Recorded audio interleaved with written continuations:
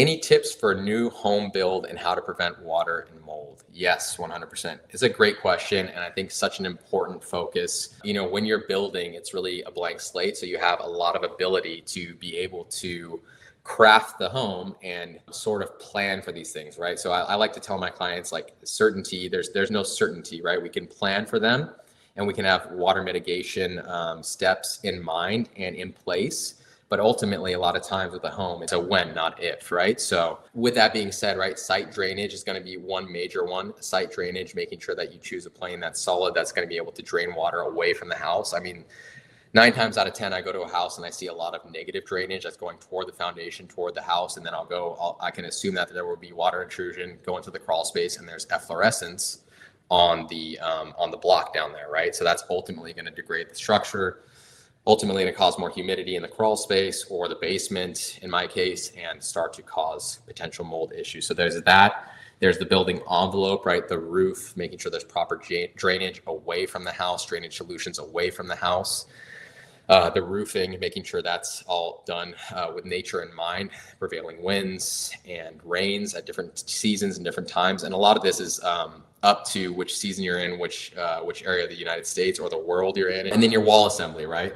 So the wall assembly is very important. As we talked about earlier, with my situation, our entire wall assembly, the entire exterior of the house was compromised, right, to begin with. So there was no proper flashing, no proper WRB. There was a slight bit of rigid board insulation on the outside, but a bunch of thermal issues, right? Because we're in Tennessee right now, it's freezing.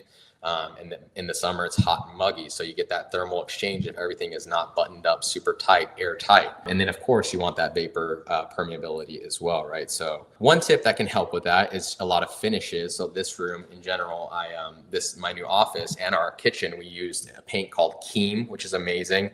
But they are mineral-based paint. So there's a lot of these really great mineral-based paints out there, clay-based paints, these naturally hygroscopic materials, which means it'll hold on, retain moisture and humidity, and then release the humidity as it's trying to balance the environment. So that's really good for bathrooms if done properly. Of course, we don't want to, have any oversights there.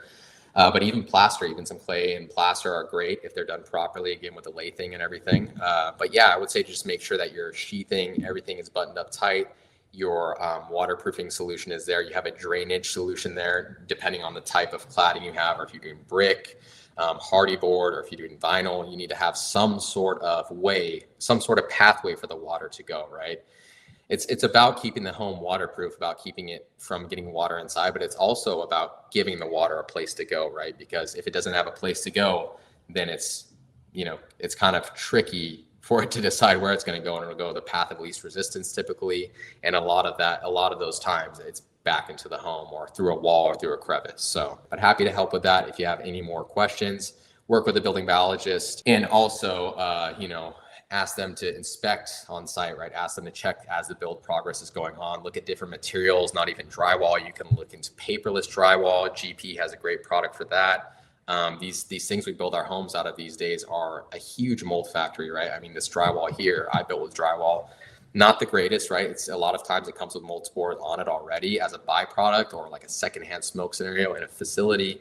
And it's just a great mold product. As soon as it gets wet, it's pretty much going to get moldy if there's no control, if it's not cut out. So the material is very important. Using a hygroscopic paint is very important. Your filtration in your home and your mechanicals are very, very important. So I would say work with a very knowledgeable professional, HVAC professional, mechanical professional, and planning that out to pressurize the house properly, and then also to get the proper air exchanges throughout the house and get fresh air into the house so you don't have pressurization issues.